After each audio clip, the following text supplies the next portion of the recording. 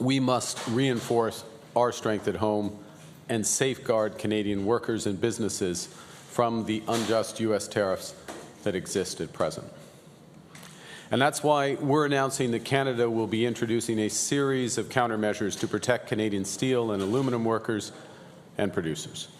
Imagine the world's longest undefended border, a ribbon of peace stretching over 5,500 miles, where maple syrup meets apple pie in a daily dance of trade worth billions. Now, picture that ribbon fraying under the weight of steel tariffs and auto duties, sparking a trade skirmish that's left economists scratching their heads and factory workers pacing the floor. Welcome to the latest chapter in the Canada-US saga. Canada pulls back counter-tariffs, but steel and auto still targeted. I'm your host, diving deep into this economic tango that's as gripping as a hockey playoff overtime. Today, we'll unpack the drama, from explosive beginnings to tentative truces, and what it means for your wallet, your job, and the North American dream. Buckle up. This isn't just policy wonkery. It's a high-stakes game where billions hang in the balance. Let's rewind to the spark that lit this fire. It was early 2025, and the U.S., under President Donald Trump's aggressive trade playbook, slapped 25% tariffs on Canadian steel and aluminum imports. The move wasn't subtle. It echoed the 2018 trade war, but hit harder. Framed as a national security imperative, Trump argued these metals were vital for American defense, yet the targets were our northern neighbors, who supply nearly 20% of U.S. steel needs. Ontario's steel mills, humming with the glow of arc furnaces in places like Hamilton, once dubbed the Steel City, suddenly faced a gut punch. Production lines that churn out everything from car frames to skyscraper beams ground to a cautious halt as orders dried up.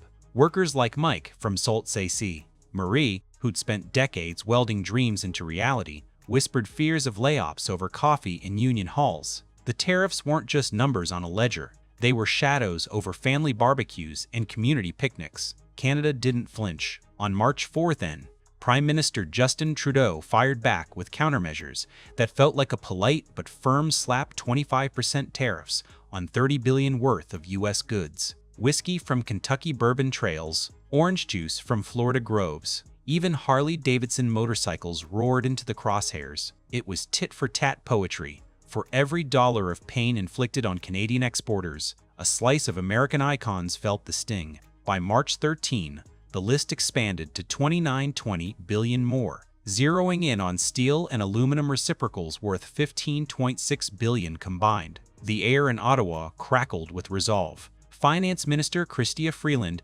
declared it a defense of sovereignty, not spite. But beneath the bravado, the math was merciless. Canadian steel exports to the U.S., valued at over $10 billion annually, plummeted 15% in the first quarter alone, according to industry trackers. Smelters idled, and the ripple hit suppliers from Quebec's aluminum giants to Alberta's energy firms feeding the forges. Then came the auto sector's turn in the barrel. On April 3rd, U.S. tariffs extended to Canadian automobiles at 25%, a dagger aimed at the heart of the integrated North American supply chain. Think about it. A Ford F-150 rolling off a line in Windsor, Ontario, might cross the border 7 times before it's a gleaming truck in a Texas driveway. This industry employs over 500,000 Canadians, from engineers in Oshawa to assemblers in Cambridge. The tariffs threaten to unravel that seamless web, hiking costs by thousands per vehicle and sparking warnings of 50,000 job losses. Automakers like General Motors and Stellantis scrambled, rerouting parts from Mexico under CUSMA rules, but the chaos was palpable. Dealership lots in Detroit and Toronto swelled with unsold inventory, and consumers eyed price tags with growing dread. Trudeau's government layered on more retaliation, targeting another $29 billion in U.S. autos, steel, and beyond, pushing the total counter-tariff arsenal to $60 billion. It was a full-court press, designed to make Washington feel the heat without scorching the bridges. Enter the plot twist that reshaped the narrative. In a seismic election upset that spring, Mark Carney, the silver-haired economist who'd steered the Bank of Canada through the 2008 crash and later the Bank of England, ascended to the Prime Minister's office. No longer the buttoned-up central banker, Carney arrived with a mandate for pragmatic diplomacy, promising to forge the strongest economy in the G7 amid the tariff storm. His liberal victory was narrow, built on a platform of targeted protections and bold negotiations, but it injected fresh momentum.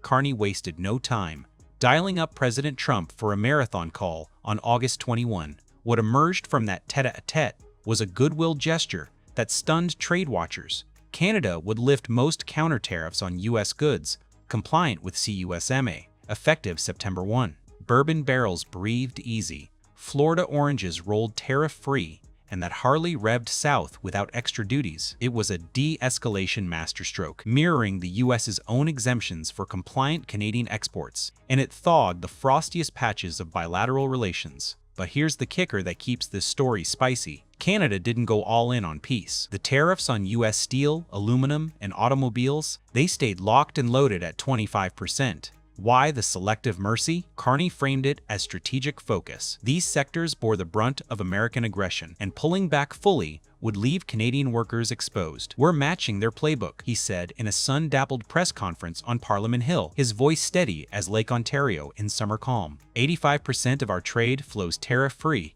Let's protect the rest. The move spared $125 billion in potential escalations from Trudeau-era plans, but kept the pressure on key pain points. U.S. steel exports to Canada, already down 12% year-over-year, faced the barrier, giving leverage in talks over CUSMA reviews. Aluminum from smelters in Kitimat, British Columbia, and autos from the Golden Horseshoe Corridor got breathing room, but only if negotiations bore fruit. The economic fallout from this partial pullback is a tale of two Canadas, one exhaling relief, the other bracing for battle. On the sunny side, lifting tariffs on consumer goods shaved an estimated 0.2% off inflation projections for fall 2025, per Bank of Canada models. Families in Vancouver and Halifax saw grocery bills stabilize as American imports flooded back unchecked. Think cheaper peanut butter and steel-toed boots for tradesfolk. Businesses reliant on U.S.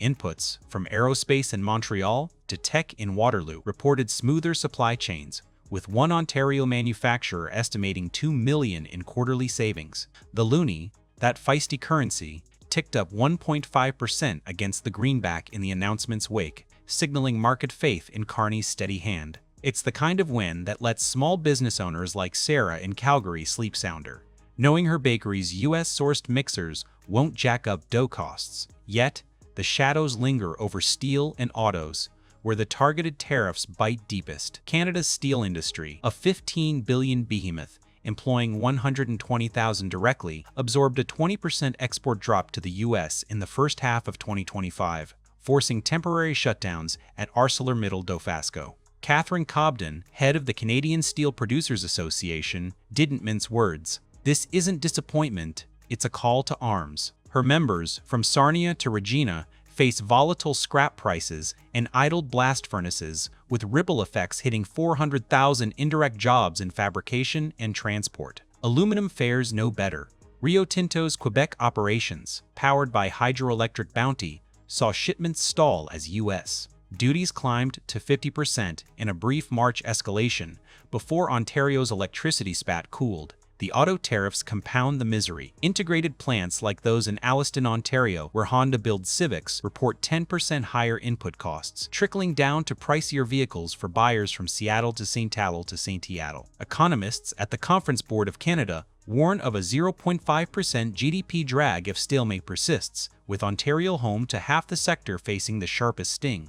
Diving into the political arena, this tariff tango is pure theater, with Carney center stage under Klieg lights. Conservative leader Pierre Poilievre pounced like a wolf on a caribou, branding the pullback a capitulation that shattered election pledges. In fiery Commons clashes, he thundered about broken promises to shield workers, rallying steel towns with rallies that drew crowds waving red maple flags. Carney's climbing down while jobs climb out the door, he quipped, his barbs landing like pucks on net. NDP voices echoed the critique from the left, demanding bolder quotas on U.S. dairy to counterbalance, while Quebec's Bloc Québécois fretted over aluminum's fate in the St. Lawrence Valley. Carney, ever the chess master, parried with data. His government's remission program, launched April 16, has funneled $500 million in relief to 2,000 firms. buying time for supply shifts to Europe and Asia. A June bolstering package added $1.2 billion for steel R&D and worker retraining, from green smelting pilots in Hamilton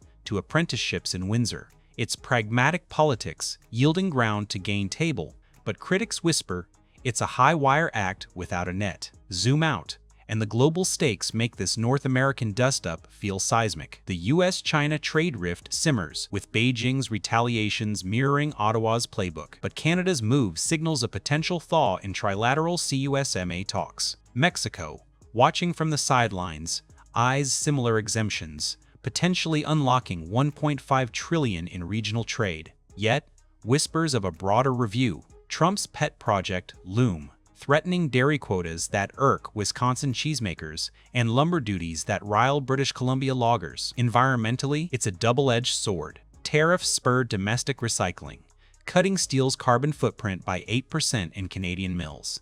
But disrupted chains boost shipping emissions. For consumers, the verdict's mix cheaper TVs from tariff-free U.S. electronics, but a $1,200 hike on the average pickup truck. As fall leaves turn in the Laurentians, the human cost tugs at heartstrings. Families in Thunder Bay, where steel echoes in every diner chat, cling to hope amid uncertainty. So, where does this leave us, fellow border dwellers? Carney's partial retreat is a savvy feint, de-escalating without disarmament, buying time for the intensive huddles promised in that August call. Intensive negotiations on steel quotas and auto rules of origin could yield a framework by year's end, per insider leaks, potentially slashing duties to 10% across the board. But if Trump doubles down, his ex-posts hint at 35% blanket hikes, the counter-tariffs could snap back like a beaver's tail. For now, it's a fragile detente, a reminder that in trade, as in life, concessions pave paths, but vigilance guards the gains. As we wrap this episode,